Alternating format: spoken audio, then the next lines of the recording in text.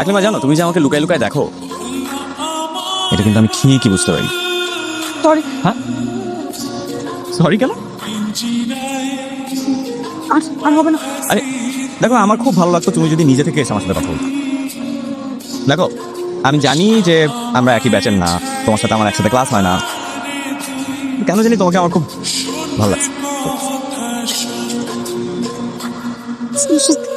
তুমি কিন্তু সুপার রান্না করো, I am very impressed. Thank you. তোমার জন্য তো সারা জীবন রান্না করতে আমার কোনো সমস্যা নাই। তাহলে কি একটা কাজ করবো নাকি, তোমাকে পার্মানেন্ট বুয়া হিসাবে অ্যাপয়েন্টমেন্ট দিয়ে দিই। তুমি কিন্তু তোমার মনের কথাগুলো আমাকে চাইলেই বলতে পারো। না, আমি পারবো না। যেদিন তুমি তোমার কথাগুলো সবার সঙ্গে আমাকে বলতে পারো না, সেদিন থেকে তুমি আমার নজর না।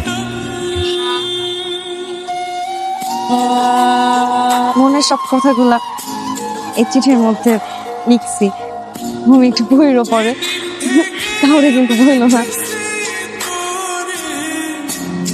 I love you. বাড়িতে দিচ্ছ? ও মারে, কি প্রেমের চিঠি! এই রাত বাজিতে দিচ্ছে। মামা, তুই বাড়িতে দিচ্ছিস? মাত্র 2 মাসের ব্যবধানে ফকিনি মেয়েটারে প্রেমের হাতে ফেলাইছিস। তুই যে একটা জিনিস মামা, তোর আমার সেলুট।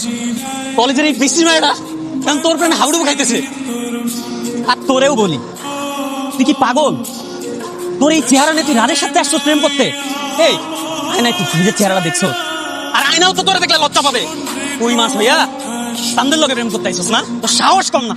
নামও রাখছে তার মায়েরই, আকলিমা। তোর নাম যেমন খ্যাত, তুই নিজেও একটা খ্যাত। লজ্জা করে না? আবার আসছস রাজের সাথে প্রেম করতে? হাট, একদম কাঁদবি না, একদম কাঁদবি না। যেই না চেহারা বা ডঙ্কি ছেড়ো। আজকে আমাদের মাঝে আমাদের এক হারিয়ে যাওয়া বন্ধু ফিরে এসেছে। গত 8 বছর ধরেও আমরা যাকে খুঁজে পাইনি, সে আর কেউ নয়, আমাদের বন্ধু আকলিমা।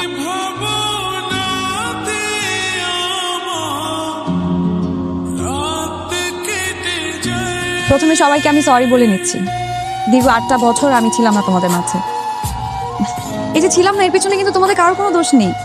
আমি কিন্তু বিন্দু মাত্র কারোর প্রতি রাগ করিনি। আমি জানি তোমরা আমাকে কেমন জানো, আর তার জন্য আমি হারিয়ে গিয়েছিলাম সেটাও হয়তো তোমরা জানো।